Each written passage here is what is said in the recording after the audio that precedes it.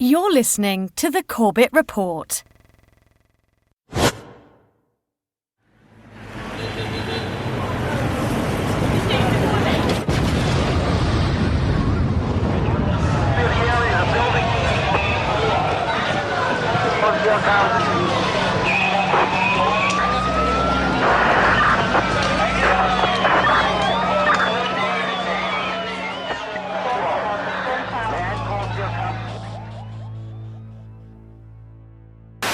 Al-Qaeda terrorist, September the 11th. Al-Qaeda, 9/11 hijackers, jihadist, terrorist organizations. Terror attack. Bin Laden. September 11th. Terrorist. The self-confessed mastermind. Osama bin Laden, the leader of Al-Qaeda. Al-Qaeda. Terrible new terrorist organization. September 11th. Our enemy is a radical network of terrorists and every government that supports them.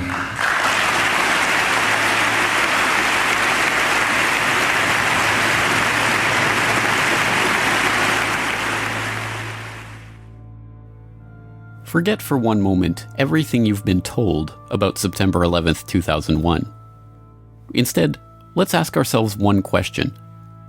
What was 9/11? A terrorist atrocity? An attack on America? The first salvo in a new war? A day that changed everything? The question may seem simple, but how we answer it is of vital importance.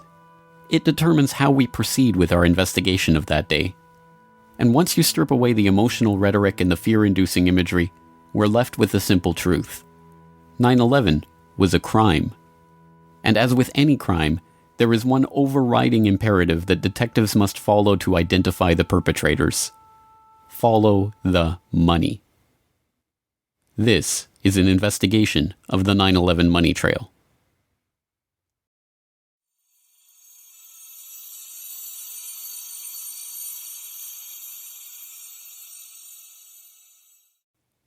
In 1998, the Port Authority of New York and New Jersey agreed to privatize the World Trade Center, the complex of office towers in Lower Manhattan that they had owned and operated since their construction in 1973. In April 2001, an agreement was reached with a consortium of investors led by Silverstein Properties, and on July 24, 2001, Larry Silverstein, who already owned World Trade Center Building 7, signed a 99-year lease for the Twin Towers and Buildings 4 and 5.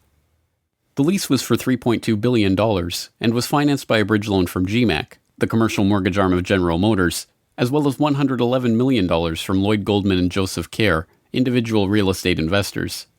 Silverstein Properties only put down $14 million of its own money. The deal was unusual in a variety of ways.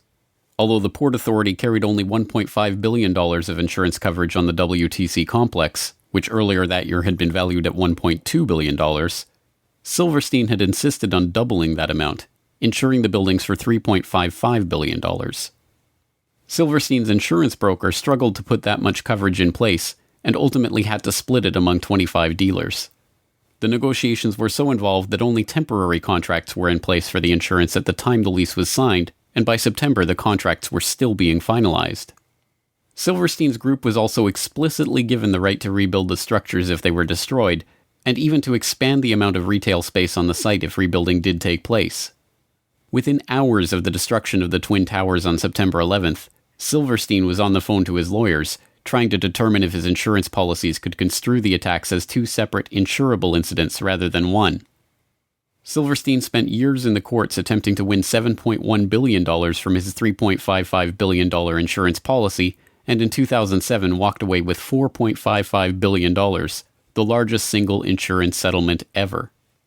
As soon as the deal was announced, Silverstein sued United and American Airlines for a further $3.5 billion for their negligence in the 9/11 attacks, a claim that was struck down by the courts but is still on appeal.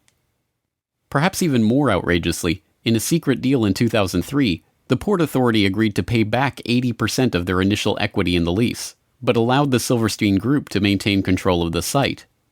The deal gave Silverstein, Goldman, and Kerr $98 million of the $125 million they put down on the lease, and a further $130 million in insurance proceeds that were earmarked for the site's rebuilding. In the end, Silverstein profited from the 9/11 attacks to the tune of $4.5 billion and counting. But that's the 9/11 insurance heist you saw.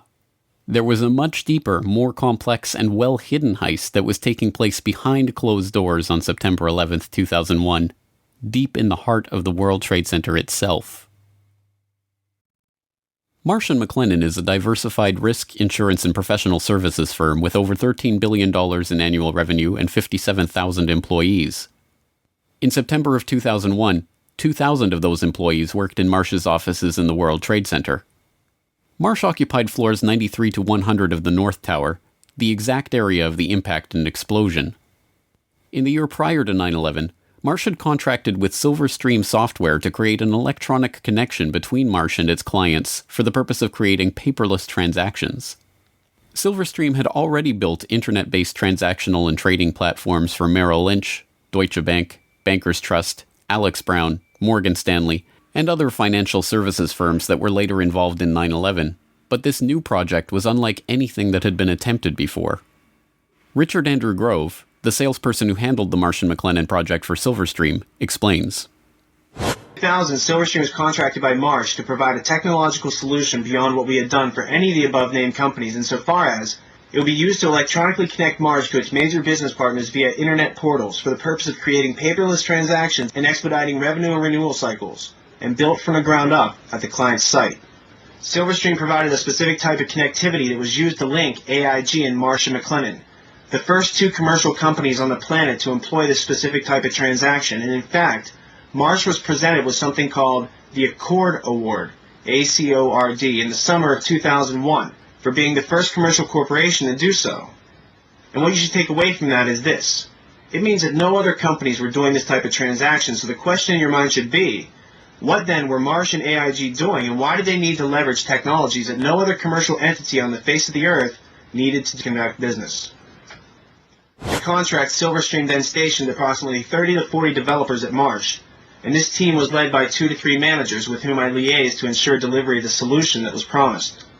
The development team worked regularly into the night, if not all night, and sometimes worked 7 days a week in order to adhere to Marsh's indicated pre-September 11th deadline.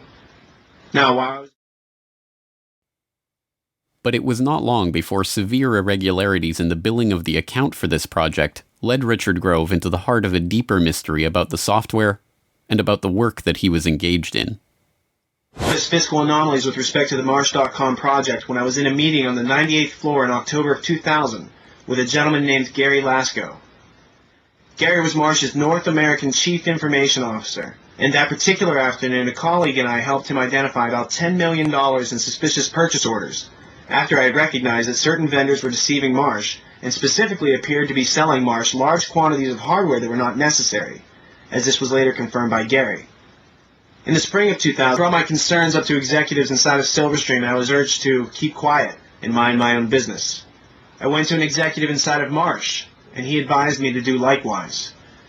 But then, I mentioned it to a few executives at Marsh who I could trust, like Gary Lasko, and Catherine Lee, Ken Rice, Richard Bruhart, and John Olthofer, people who became likewise concerned that something untoward was going on. The concerned colleagues I just mentioned were murdered on September 11th, and the executives who expressed dismay at my concerns are alive and free today because of it. I feel it's no coincidence as the Marsh executive who urged me to drop my line of inquiry made sure that his personnel, who I just mentioned, were in the office bright and early for a global conference call before the staff meeting upon which I was to intrude. A conference call which I was informed this executive in question conducted, but attended from the safety of his Upper West Side apartment. Although in getting... The global conference call with Marsh's IT staff on the morning of 9/11, a meeting that included the staff who were investigating the suspicious billing on the Silverstream deal, was confirmed in a 2006 interview with Marsh's then Chief Information Officer, Ellen Clark. Richard Grove had been asked to attend the meeting, but was stuck in traffic on the way to the towers when the attack began. His friends at Marsh were not so lucky. 294 Marsh employees, including all of the participants in the conference call in the North Tower, died that morning. Meanwhile, the Marsh executive who had scheduled the meeting, the same one who had asked Grove to drop the issue of the billing anomalies, was safe in his apartment, attending the meeting via telephone. So what was the Marsh.com project really about? Why was it so important for it to be finished before September 11th? And what kind of transactions did it enable? More importantly, what information was lost when the data center on the 95th floor of the North Tower suffered a direct hit on 9/11 and the buildings were demolished? A partial answer comes from reports that emerged in late 2001 that a German firm, Convar, had been hired to reconstruct financial data from the hard disks recovered at Ground Zero. The firm talks about this work in its promotional videos. September the 11th, 2001. The whole world is in shock following the attacks on the World Trade Center. Convar has some solutions to offer.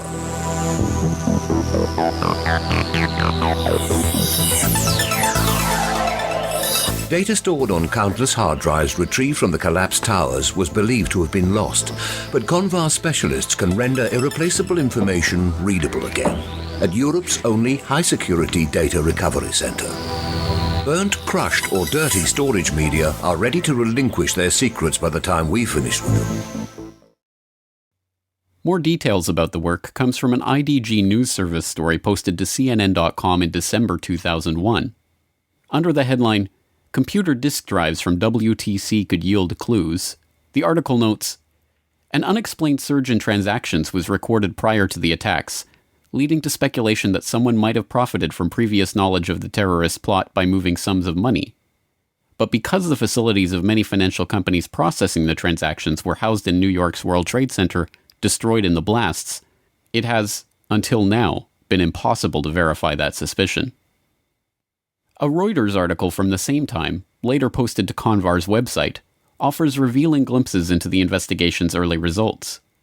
It quotes Peter Herschel, Convar's director at the time. "The suspicion is that inside information about the attacks was used to send financial transaction commands and authorizations in the belief that amid all the chaos the criminals would have, at the very least, a good head start. Of course, it is also possible that there were perfectly legitimate reasons for the unusual rise in business volume. It could turn out that Americans went on an absolute shopping binge on that Tuesday morning. But at this point, there are many transactions that cannot be accounted for. Not only the volume, but the size of the transactions was far higher than usual for a day like that. There is a suspicion that these were possibly planned to take advantage of the chaos." It also quotes Richard Wagner, one of the company's data retrieval experts. "There is a suspicion that some people had advanced knowledge of the approximate time of the plane crashes in order to move out amounts exceeding $100 million. They thought that the records of their transactions could not be traced after the mainframes were destroyed." Was the revolutionary electronic trading link between AIG and Marsh being used to funnel money through the World Trade Center at the time of the attack? Were the attack perpetrators hoping that the destruction of Marsh's data center, on the 95th floor at the dead center of the North Tower explosion, would conceal their economic crime? One piece of corroborating evidence for the idea comes from author and researcher Michael Rupert, who reported in 2004 that immediately before the attacks began, computer systems in Deutsche Bank, one of Silverstream's other E-Link clients, had been taken over from an external location that no one in the office could identify. Within, I would guess, I'd have to go back and look at the book, but it was no more than a week after the attacks. I was being contacted by a lot of people from inside official sources who were raising a lot of questions. This one particular person was extremely credible. They absolutely convinced me they had been an employee of Deutsche Bank in the Twin Towers. And they told me very clearly that in the moments right before the attacks and during the attack, there was a 40-minute window between the time the first plane struck the World Trade Center and the second plane, that Deutsche Bank's computers in New York City had been taken over, absolutely co-opted and run. There was a massive data purge, a massive data download, and all kinds of stuff was moving. And what this person said very clearly was that no one in the Deutsche Bank offices in the towers at the time had the ability to prevent what was going on from any of their terminals. Sadly, no answer to the questions raised by these accounts is forthcoming from Convar. After the initial reporting on the investigation, which noted that the company was working with the FBI to recover and analyze the data, Convar now refuses to talk about the information they discovered. Is it true that large amounts of money were transferred illegally out of the World Trade Center on the morning of 9/11, just before the attacks? If you would look on the website, I would say yes. Because that was the information from a previous release. If you would ask me today, I would need to tell you that I could not give you any additional information about that. I'm really sorry about it. At the time of 9/11, Marsh's chief of risk management was Paul Bremer, the former managing director of Kissinger and Associates, who went on to oversee the U.S. occupation of Iraq. On the morning of 9/11, he was not in his office at Marsh & McLennan, but at NBC's TV studio, where he was delivering the official story of the attack. It's Paul Bremer. I want to make sure I'm getting your name right, because I'm just meeting you just at this moment. You're a terrorism expert. Counterterrorism, I hope. And can talk to us a little bit about who could. I mean, there are a limited number of groups who could be responsible for something of this magnitude. Yes, this is a very well planned, very well coordinated attack, which suggests it's very well organized centrally, and there are only 3 or 4 candidates in the world, really, who could have conducted this attack. Bin Laden comes to mind right away, Mr. Bremer. Indeed, he certainly does. Bin Laden was involved in the first attack on the World Trade Center, which had as its intention doing exactly what happened here, which was to collapse both towers.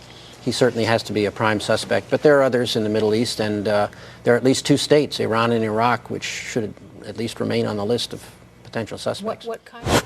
I don't recall anything like this. Pearl Harbor happened a month before I was born, and I hear my parents talk about that as a seminal event in their lives all the time. I am not aware of anything like this in the United States before. Americans are now, I think it's fair to say, really scared. Should we be? This is a day that will change our lives, isn't it? It is a day that will change our lives. It's a day when the war that the terrorists declared on the United States, and after all, they did declare war on us, has been brought home to the United States in a much more dramatic way than we've seen before. So it will change our lives.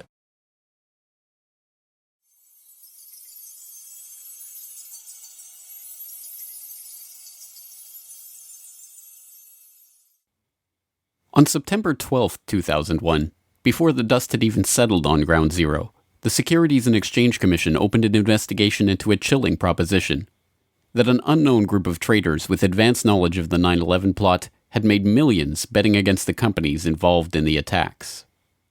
What many Wall Street analysts believe is that the terrorists made bets that a number of stocks would see their prices fall. They did so by buying what are called puts. If you bet right, the rewards can be huge. The risks are also huge, unless, of course, you know something bad is going to happen to the company you're betting against. This could very well be insider trading at the worst, most horrific, most evil use you've ever seen in your entire life. One example, United Airlines. The Thursday before the attack, more than 2,000 contracts betting that the stock would go down were purchased. 90 times more in one day than in 3 weeks. When the markets reopened, United's stock dropped. The price of the contracts soared, and someone may have made a lot of money fast. $180,000 turns into $2.4 million when that plane hits the World Trade Center. It's almost the same story with American Airlines. That's a 5-fold increase in the value of what was a $337,000 trade on Monday. All of a sudden becomes what? $1.8 million. And there's much more, including an extraordinarily high number of bets against Morgan Stanley and Marsh & McLennan, 2 of the World Trade Center's biggest tenants. Could this be a coincidence? This would be one of the most extraordinary coincidences in the history of mankind if it was a coincidence. Although the put options on American and United Airlines are usually cited in reference to the 9/11 insider trading, these trades only represent a fraction of the suspicious trades leading up to the attack. Between August 20th and September 10th, abnormally large spikes in put option activity appeared in trades involving dozens of different companies whose stocks plunged after the attack, including Boeing, Merrill Lynch, JP Morgan, Citigroup, Bank of America, Morgan Stanley, Munich Re, and the AXA Group. Traders weren't just betting against the companies whose stocks dove after 9/11, however. There was also a 6-fold increase in call options on the stock of defense contractor Raytheon on the day before 9/11. The options allowed the traders to buy Raytheon stock at $25, within a week of the attack, as the American military began deploying the Raytheon-supplied Tomahawk missiles they would eventually use in the invasion of Afghanistan, the company's share price had shot up 37% to over $34. The SEC weren't the only ones interested in this particular 9/11 money trail either. Investigations into potential insider trading before the attacks were opened by authorities around the globe, from Belgium to France to Germany to Switzerland to Japan. It wasn't long before this global financial manhunt started yielding clues on the trail of the terror traders. On September 17th, Italian Foreign Minister Antonio Martino, addressing Italian Consob's own investigation into potential 9/11 trading, said, "I think there are terrorist states and organizations behind speculation on the international markets." By September 24th, the Belgian finance minister was confident enough to publicly announce Belgium's strong suspicions that British markets may have been used for transactions. The president of Germany's central bank was the most adamant. "What we found makes us sure that people connected to the terrorists must have been trying to profit from this tragedy." These foreign leaders were not alone in their conviction that insider trading had taken place. University of Chicago finance professor George Constantinides, Columbia University law professor John Coffey, Duke University law professor James Cox, and other academics, as well as well-known options traders like John Najarian, all expressed their belief that investors had traded on advanced knowledge of the attacks. The scale of the SEC investigation was unprecedented, examining over 9.5 million securities transactions, including stocks and options in 103 different companies trading in 7 markets, 32 exchange-traded funds, and stock indices.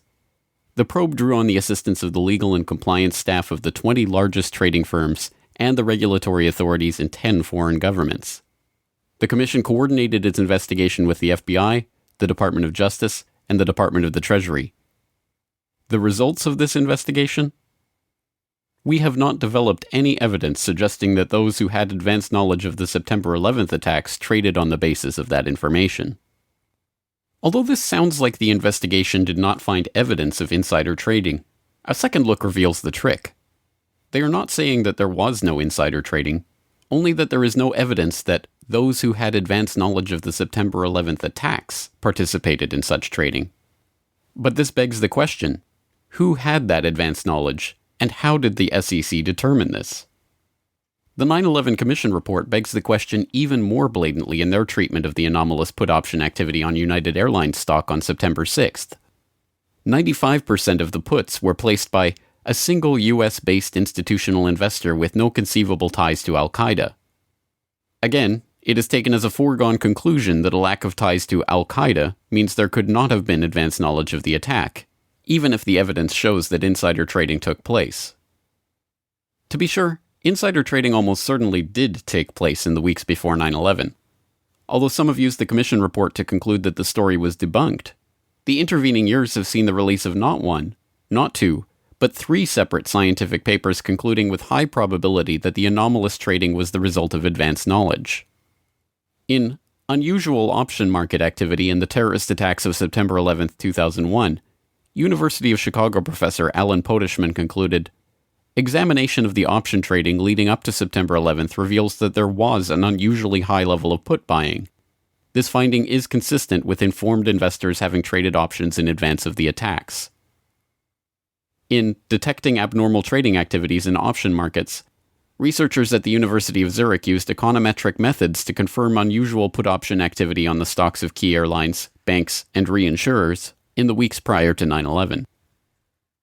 And in Was There Abnormal Trading in the S&P 500 Index Options Prior to the September 11th Attacks, a team of researchers concluded that abnormal activity in the S&P Index Options market around the time of the attack is consistent with insiders anticipating the 9/11 attacks. The only question, then, is who was profiting from these trades, and why was no one ever indicted for their participation in them? One lead is pursued by researcher and author Kevin Ryan.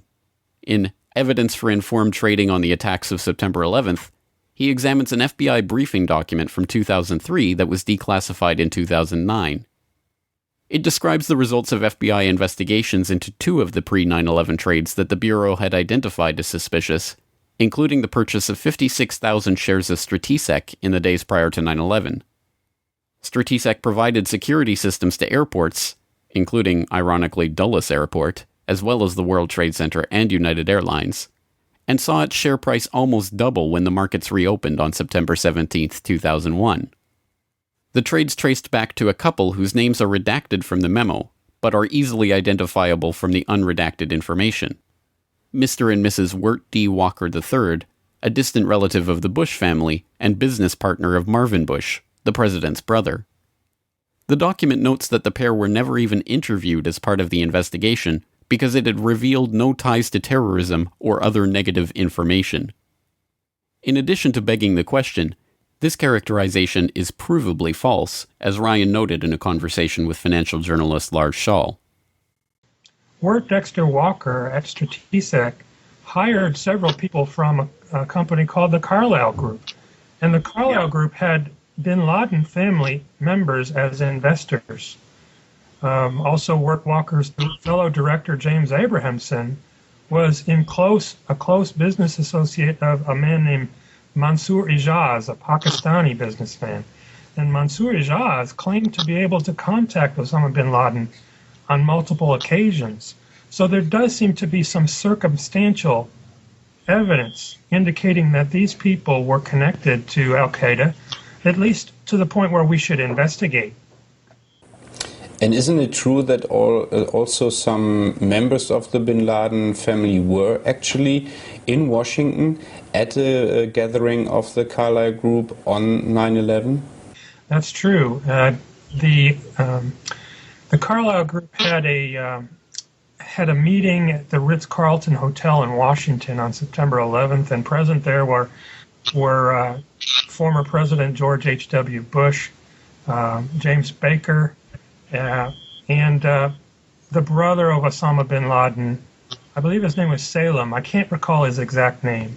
But they were there, investors from the bin Laden family, meeting with Carlyle Group representatives in Washington on September 11th. Was this why the FBI thought better of questioning Walker over his highly profitable purchase of Strategic shares right before 9/11? The CIA figures prominently in another line of investigation.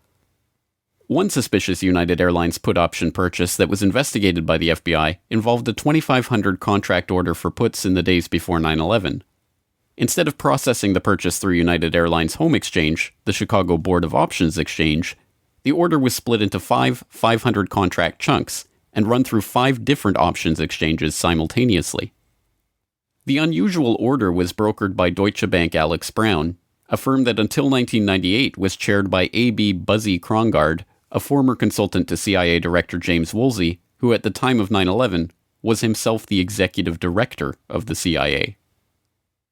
So right after the attacks of 9/11, the name Buzzy Krongard surfaced, and it was instant research that revealed that Buzzy Krongard had been allegedly recruited by CIA Director George Tenet to become the executive director at CIA, which is the number 3 position right before the attacks. And Alex Brown was one of the then a subsidiary of Deutsche Bank. Was one of the primary instruments or vehicles that handled all of these criminal trades by people who obviously knew that the attacks were going to take place where, how, and involving specific airlines. Perhaps the most frank admission of insider trading is notable for 3 things. It was recorded on video, it has never been investigated by any agency or law enforcement official, and it was made by former CIA agent and frequent foreign policy commentator Robert Baer, the real-life inspiration for the character portrayed by George Clooney in Syriana. Talking to citizen journalists after a speaking event in Los Angeles in 2008, Baer was recorded on video making a startling assertion about 9/11 insider trading.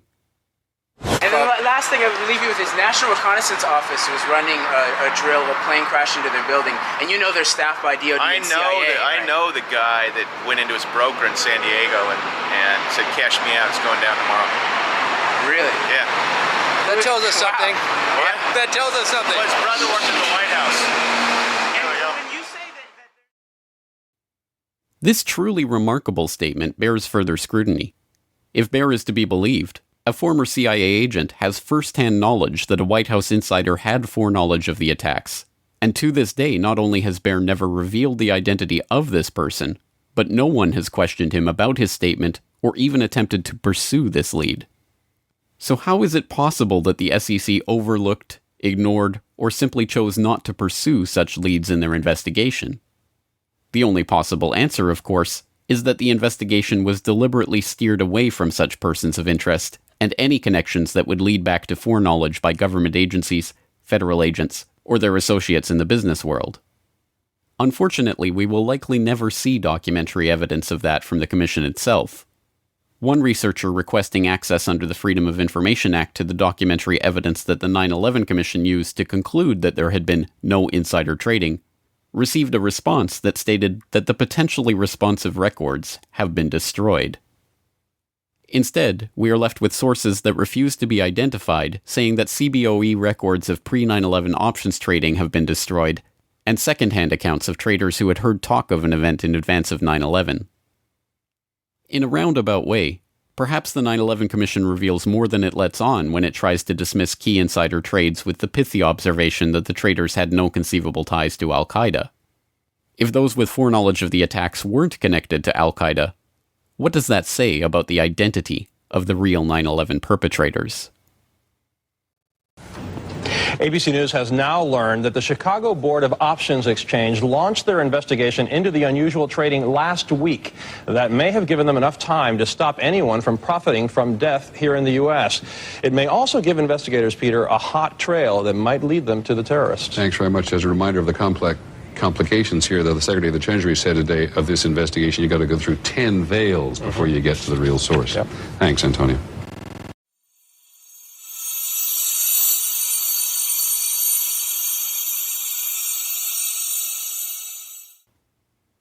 P-Tech was a Quincy, Massachusetts-based company specializing in enterprise architecture software, a type of powerful computer modeling program that allows large-scale organizations to map their systems and employees and to monitor them in real time. The person running this software has a god's-eye view of processes, personnel, and transactions, and even the ability to use this data to foresee problems before they happen and to intervene to stop them from happening. As a senior consultant working on risk management for JP Morgan at the time of 9/11, Indira Singh was looking for exactly this type of software to implement the bank's next-generation risk blueprint. In her search for the ultimate risk management software, P-Tech's name was floated as the best candidate for the task. I had a good life. I did risk at JP Morgan Chase. Just to take a break from all the heavy stuff, what I do was to devise a way to monitor everything going on in a very large company to stop big problems from happening. There's that little cloud there and my very bizarre picture of how I think about this problem. I am a person who was merging two disciplines, risk management and something called enterprise architecture, which is fairly esoteric, but at the end of the day, we seek to prevent large problems from happening anywhere in a large global enterprise. At JP Morgan, I was working on the next generation risk blueprint, which is all about how to prevent these things from happening. Bad business practice such as money laundering, road trading, and massive computer failures, anything you could imagine would go wrong. I had a lot of leeway consulting as a senior risk architect to think out of the box and actually get my ideas implemented. I was funded out of a strategic fund. I reported to the directors, and I was pretty happy. JP Morgan thought very highly of me, and they were thinking of funding, in conjunction with my project in DC, the next generation risk software. What I needed to do, what I did, was a really smart piece of software. Really, really smart. Its job would be to think about all the information, and this is where you may connect a dot. The job of this software would be to think about all the information that represented what was going on in the enterprise at any given time as bank business was being transacted worldwide. For example, it would be a surveillance software that would look for trading patterns that indicated someone was up to no good, and then do something about it. Send a message somewhere, send the transaction information somewhere, perhaps shut their system down, perhaps shut another system down, perhaps start something else up elsewhere. This kind of capability is very, very essential in today's world. However, this kind of software is not found in Microsoft or not even in IBM. A small group of very esoteric software companies make this kind of enterprise software, and it is very pricey. So you can't afford to pick wrong. And I asked all my colleagues who are industry gurus what would they recommend for this. My buddies recommended PTEC. Indeed, it's not difficult to see why PTEC came so highly recommended. Given the nature of this sensitive risk management work, only a company with experience delivering software to large-scale organizations with secrets to protect would fit the bill, and in this regard PTEC did not disappoint. Their client roster included a veritable who's who of top-level corporate and governmental clients: the FBI, the IRS, NATO, the Air Force, the Naval Air Command, the Departments of Energy and Education, the Postal Service, the U.S. House of Representatives, the Department of Defense, the Secret Service, even the White House. From the inner sanctum of the White House to the headquarters of the FBI, from the basement of the FAA to the boardroom of IBM, some of the best secured organizations in the world, running on some of the most protected servers housing the most sensitive data, welcomed PTEC into their midst. PTEC was given the keys to the cyber kingdom to build detailed pictures of these organizations, their weaknesses and vulnerabilities, and to show how these problems could be exploited by those of ill intent. But like all such systems, it could be exploited by those of ill intent for their own purposes, too. Given the nature of the information and secrets being kept by its clients, it should come as no surprise that many of PTEC's top investors and employees were men with backgrounds that should have been raising red flags at all levels of the government. And as it turns out, at least one of these men did raise red flags with a pair of diligent FBI field agents. In the late 1990s, Robert Wright and John Vincent, FBI special agents in the Chicago field office, were running an investigation into terrorist financing called vulgar betrayal. From the very start, the investigation was hampered by higher-ups. They were not even given access to the computer equipment needed to carry out their work. Through Wright and Vincent's foresight and perseverance, however, the investigation managed to score some victories, including seizing $1.4 million in terrorist funds. According to Wright, these funds were linked directly to Saudi businessman Yassin Qadi. Yassin al-Qadi is a multimillionaire businessman and philanthropist who, according to Business Associates, liked to boast of his relationship with former Vice President Dick Cheney. But in the late 1990s, he was sanctioned by the UN Security Council for his suspected links to al-Qaeda, and after 9/11 he was put on a terrorist watch list by the US Treasury for his suspected ties to terrorist financing. During the 1990s, as vulgar betrayal was being thwarted from opening a criminal investigation into his activities, the Qadi-backed investment firm Sarmony Limited became an angel investor to a software startup called PTEC, providing $5 million of the initial $20 million of capital that got PTEC off the ground. At the time, PTEC's CEO denied that al-Qadi had any involvement with the company other than his initial investment, but the FBI now maintains he was lying, and that in fact al-Qadi continued investing millions of dollars in the company through various fronts and investment vehicles. Company insiders told FBI officials that they were flown to Saudi Arabia to meet PTEC's investors in 1999, and that al-Qadi was introduced as one of the owners. It has also been reported that Hussein Ibrahim, PTEC's chief scientist, was al-Qadi's representative at PTEC, and al-Qadi's lawyers have admitted that al-Qadi's representatives may have continued to sit on PTEC's board even after 9/11. Ibrahim himself was a former president of BMI, a New Jersey-based real estate investment firm that was also one of the initial investors in PTEC and provided financing for PTEC's founding loan. PTEC leased office space and computer equipment from BMI, and BMI shared office space in New Jersey with Qadi International, owned and operated by none other than Yassin al-Qadi. In 2003, counterterrorism czar Richard Clarke said, BMI held itself out publicly as a financial services provider for Muslims in the United States.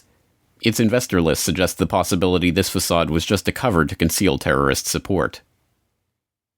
Suhail Lahir was PTEC's chief architect.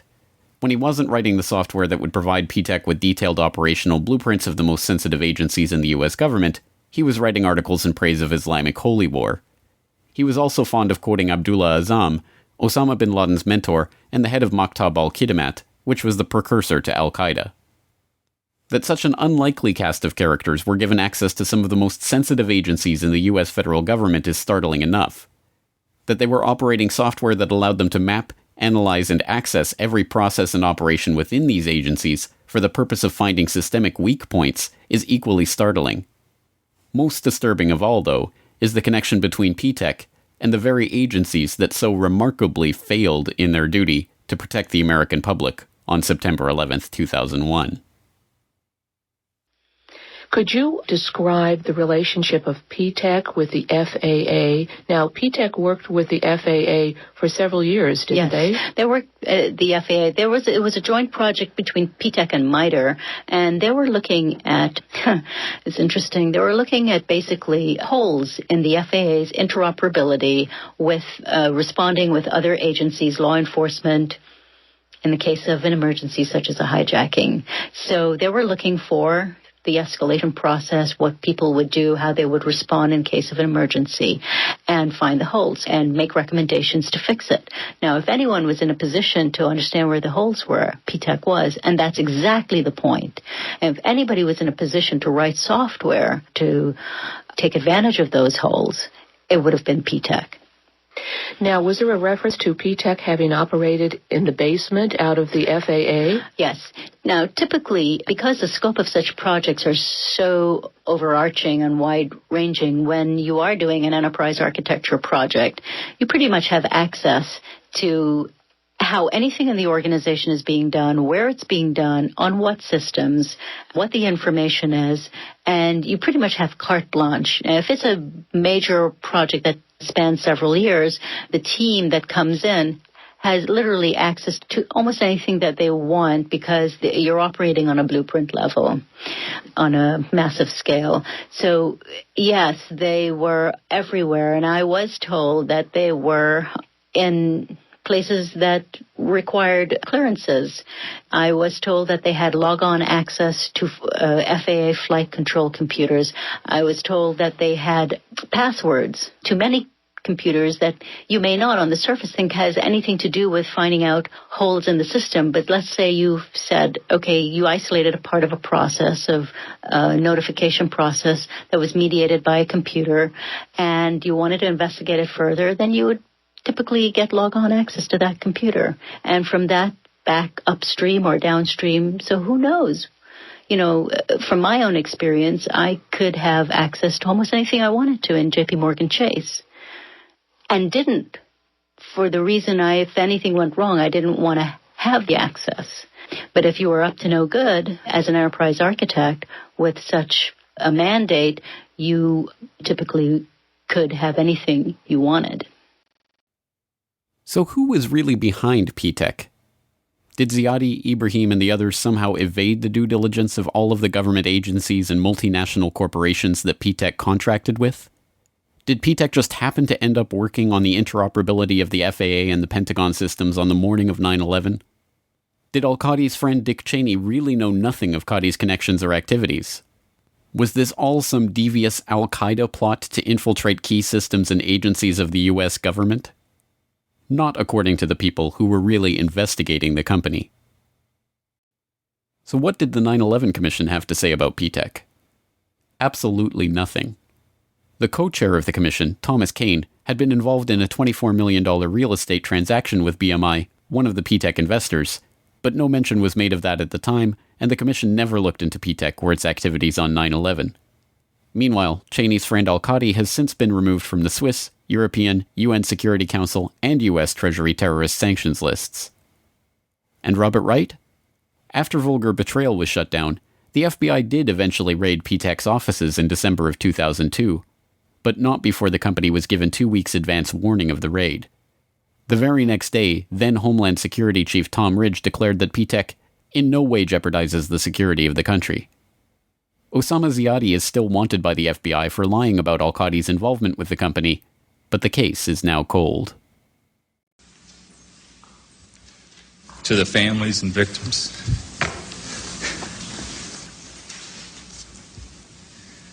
of September 11th, on behalf of John Vincent, Barry Carmody, and myself, we're sorry.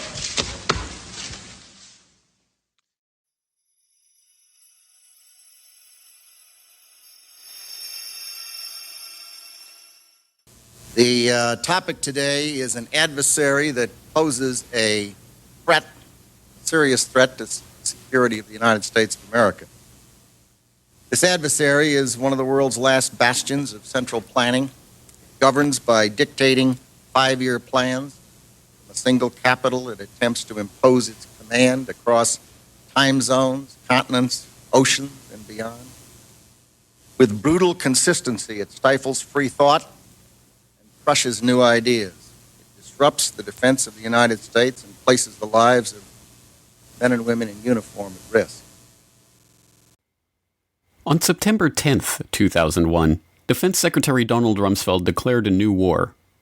Not a war on a shadowy terrorist organization in Afghanistan, or even a war on terror itself, but a war on the Pentagon. The adversary is closer to home. It's the Pentagon bureaucracy. Perhaps it is no surprise that Rumsfeld felt compelled to declare a war on the Pentagon's bureaucracy. The issue of the Pentagon's $2.3 trillion accounting nightmare had been dogging him since his confirmation hearings in January of 2001. Although Rumsfeld was interested in pushing forward a modernization of the military that was projected to cost an additional $50 billion in funding, that agenda was politically impossible in the face of the Department of Defense's monumental budget problem.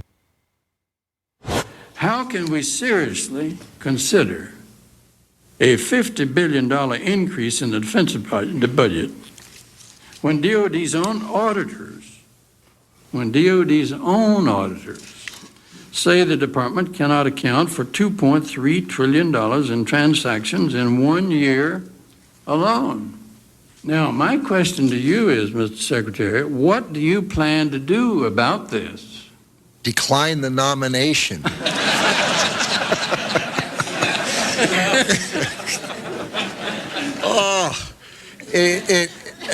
Senator, I have heard... I don't want to see you do that. We'll stand adjourned in that case. Senator, I have heard some of that and read some of that, that the department is not capable of auditing its books. It is... I was going to say terrifying. Terrifying only begins to describe the problem. The Department of Defense's own Inspector General report for fiscal year 1999 noted that the Defense Finance and Accounting Service had processed $7.6 trillion of department-level accounting entries in that year. Of that amount, only $3.5 trillion could be properly accounted for. $2.3 trillion in transactions were fudged to make entries balance, run through without proper documentation, or made up entirely. The Inspector General's office did not even examine the other $1.8 trillion in transactions because they did not have adequate time or staff to review them. In 2002, one DFAS accountant blew the whistle on the problem and the cover-up that was underway to stop investigators from finding out where the money went. According to some estimates, we cannot track $2.3 trillion in transactions. $2.3 trillion with a T. That's $8,000 for every man, woman, and child in America.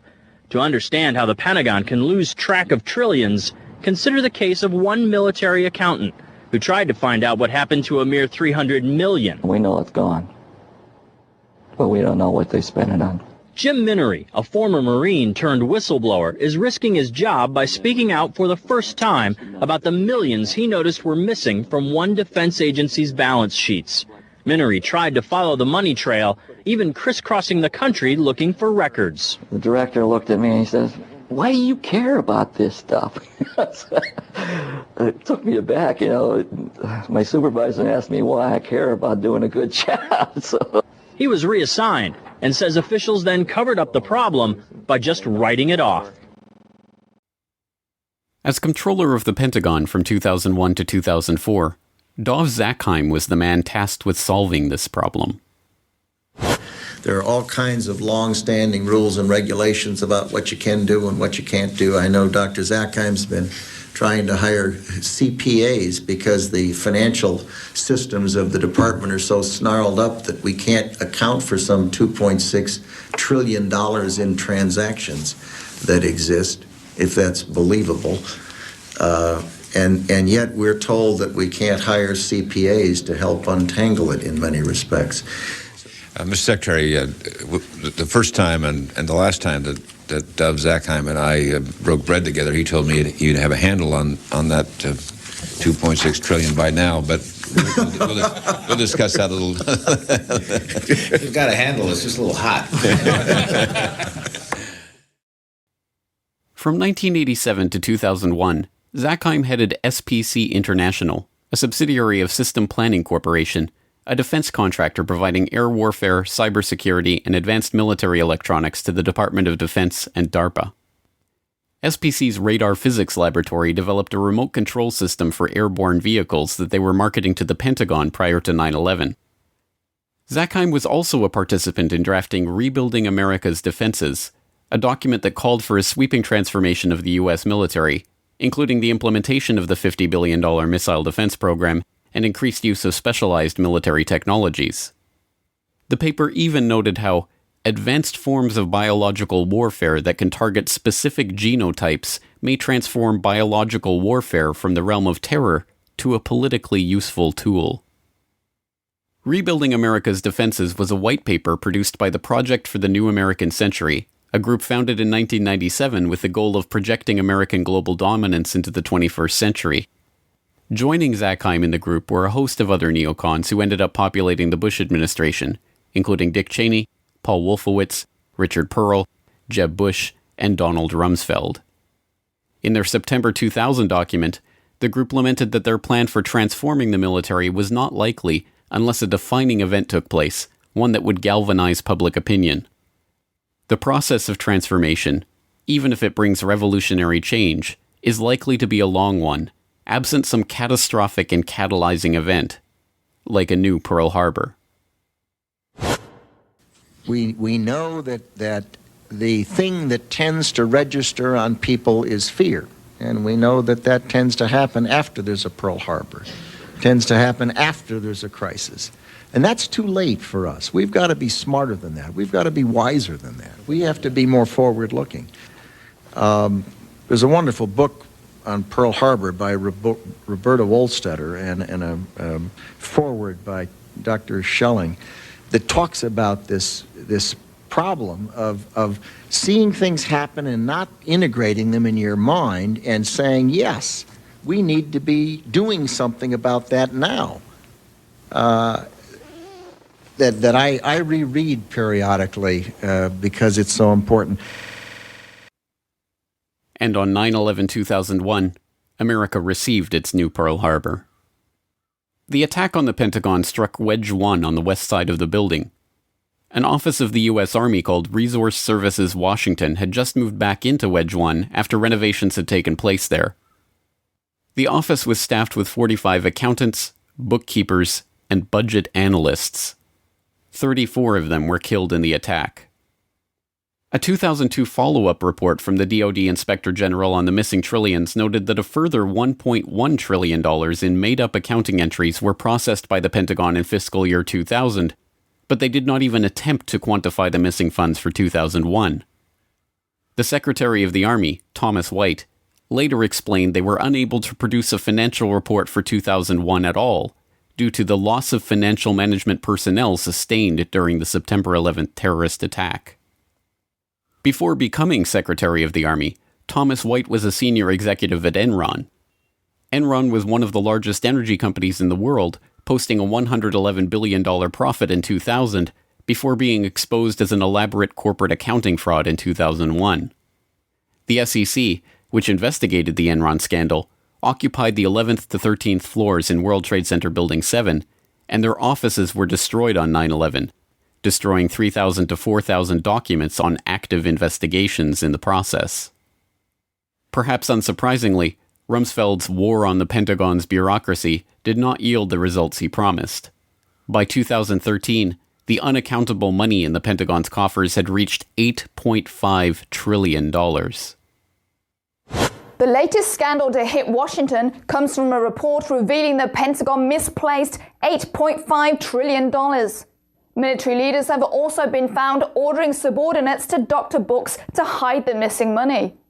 This is the conclusion of a special report by Reuters. One former Pentagon employee, Linda Woodford, said she spent 15 years there falsifying financial records. Woodford had a job checking Navy accounting records against figures supplied by the Treasury Department. She said money was missing from the report every month. And national security expert Steve Miles is here with me to help us crunch these numbers. $8.5 trillion unaccounted for. It's a lot of money.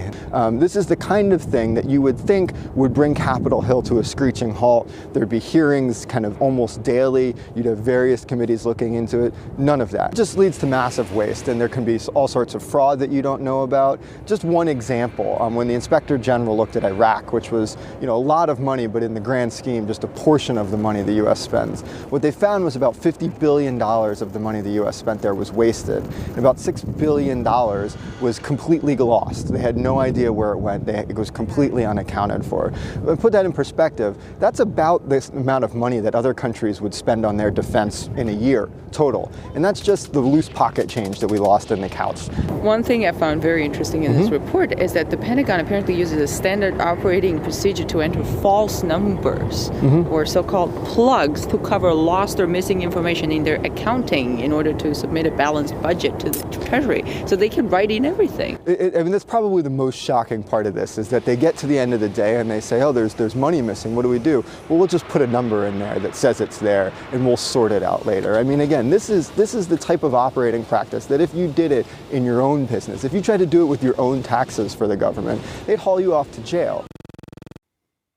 But then, given that the trillions have never been accounted for, and given that American defense spending soared to record levels after the attack, perhaps Rumsfeld's war on the Pentagon, the one he announced on September 10th, was successful after all. And perhaps September 11th was the key battle in that war. Some might ask, how in the world could the Secretary of Defense attack the Pentagon in front of its people? To them I reply, I have no desire to attack the Pentagon. I want to liberate it.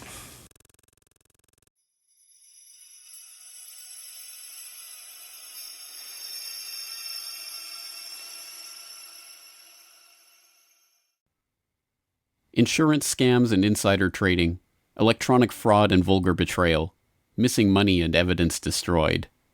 There are at least 8.5 trillion reasons to investigate the money trail of 9/11.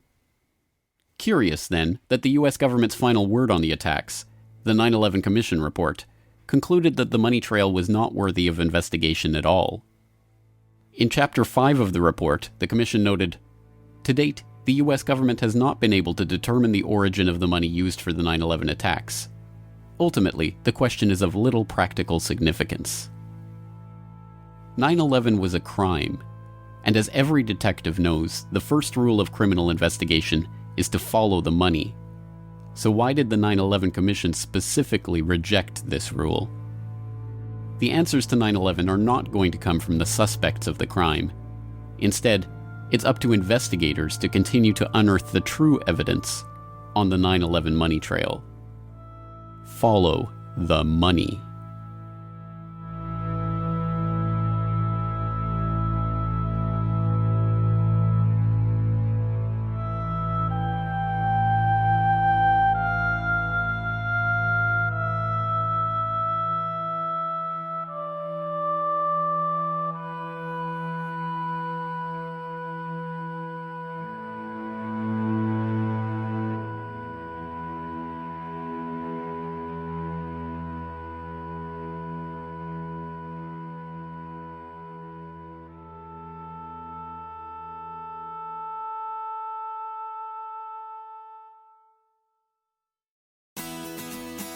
The Corbett Report is brought to you by the Corbett Report subscriber, a weekly newsletter featuring James Corbett's International Forecaster editorial, recommended reading and viewing, discounts on Corbett Report DVDs, and once a month, a subscriber-only video.